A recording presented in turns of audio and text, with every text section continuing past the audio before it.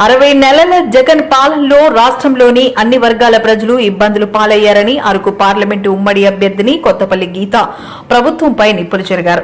రాష్ట్రంలో ఒక సైకో ఉన్నారని, తోడుగా రంపచోడవరంలో అనంతబాబు అనే సైకో గిరిజనులను, గిరిజనేతరులను గుప్పెట్లో పెట్టుకుని నియంత్రణ పాలిస్తున్నారని ఆగ్రహం వ్యక్తం చేశారు. గతంలో ఎంపీగా ఉన్నప్పుడు వేసిన రోడ్లను స్థానికులు గుర్తు చేస్తుంటే ఆనందంగా ఉందని, ప్రజలు కోరిన పనులను గెలిచిన వెంటనే స్థానిక సమస్యల పరిష్కారానికి ఎన్డీఏ ప్రభుత్వం అధికారంలోకి వచ్చిన వెంటనే పరిష్కరిస్తామని హామీ ఇచ్చారు. ఎన్నికల ప్రచారంలో భాగంగా మారుమూల గ్రామాలైన చెరుకుపాలెం, జడ్డంగి, సింగంపల్లి, వట్టిగడ్డ, దూసరపాము, రాజవొమ్మంగి వరకు రంపచోడవరం నియోజకవర్గ అభ్యర్థిని మిరియాల శిరీషాదేవితో కలిసి బైక్ ర్యాలీ, రోడ్ షో పర్యటన చేశారు.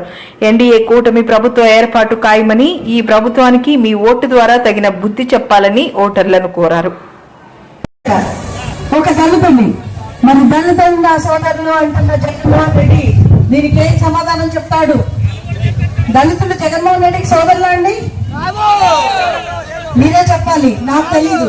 ఎందుకంటే గిరిజనులు, దళితులు నా అక్క చెల్లెళ్ళు, నా అన్నదమ్ములు అంటాడు.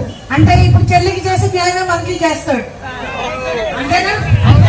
చెల్లిని ఇంట్లో తరివేశాడు, సొంత చెల్లిని తరివేశాడు. ఇక మనం ఎంత లెక్క? ఏమీ లేదు. మళ్ళీ భయపెట్టి, ఇప్పటికీ భయపెట్టి బెదిరించి చేద్దామనుకుంటున్నారు. ఆ ఆటలు సాగవు. మనమందరం కూడా మనకి 4వ తారీఖుని దీపావళి వస్తుంది. దీపావళి సెలబ్రేట్ చేసుకుందామా? మీ అందరికీ మరోసారి ధన్యవాదాలు తెలియజేస్తున్నాను. పొద్దున్న నుంచి మీరందరూ మాతో ఉన్నారు. మీ అందరికీ కూడా మీ ఓపికకి, మీరందరూ చూపించిన ప్రేమకి మరొకసారి హృదయపూర్వక ధన్యవాదాలు తెలియజేస్తున్నాను. ఇంతకు ముందు వైఎస్ రాజశేఖర రెడ్డి గారి బొమ్మ ఉండేది కదా, ఇప్పుడు ఉందా?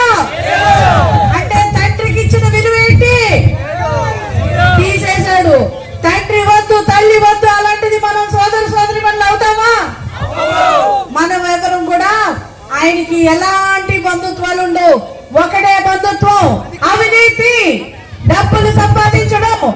ఇప్పుడు డబ్బులు మూటలు పట్టుకుని గిరిజనులంటే చాలా లోకువ కాబట్టి వీరు బతుకులు కొనేద్దామని చెప్పి డబ్బులు పట్టుకుని ఇక్కడికి వస్తారు. మీరొక్కటే చెప్పండి, మా జీవితాలు మేము అమ్ముకోవాలి. మనం అమ్ముకుంటామా మన జీవితాలు? మన బిడ్డల భవిష్యత్తు అమ్మేద్దామా? మన బిడ్డల భవిష్యత్తు మనకు ముఖ్యం కదా. కాబట్టి ప్రతి ఒక్కరు ఈ రోజు ఆలోచించాలి. ఇందాక శిరీషాదేవి చెప్పినట్టు 6 సూపర్ 6 కార్యక్రమాలు చేశారు.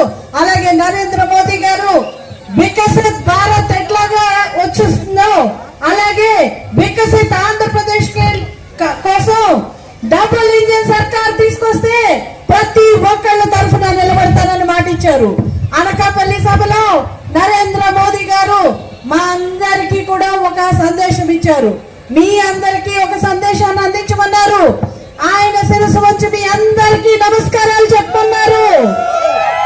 మీరు వేసే ప్రతి ఓటు మన దేశ భవిష్యత్తు కోసం, మన రాష్ట్ర భవిష్యత్తు కోసం నేరుగా నరేంద్ర మోదీ గారికి వెళుతుంది. కాబట్టి హృదయం చలించి బయటకు వచ్చి వ్యతిరేక ఓటు చీలనివ్వనని చెప్పి మన రాష్ట్ర భవిష్యత్తు కోసం, మన బిడ్డల కోసం వచ్చిన పవన్ కళ్యాణ్ గారిని రకరకాల నిందలేశారు.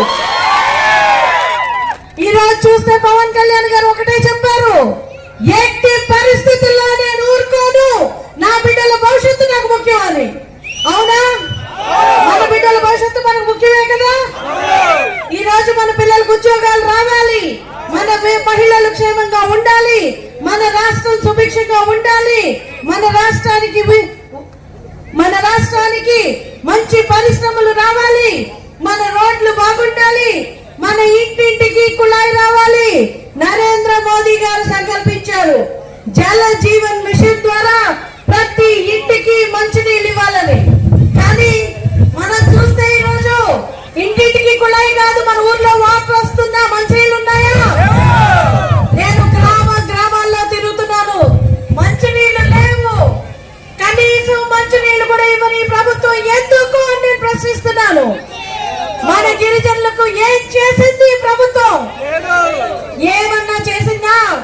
గిరిజనులు నా అక్క చెల్లెళ్ళు, నా అన్నదమ్ములు అంటారు. అలాంటిది ఏం చేసింది? 3000 పెంచండి 4000 పెంచుతున్నారు.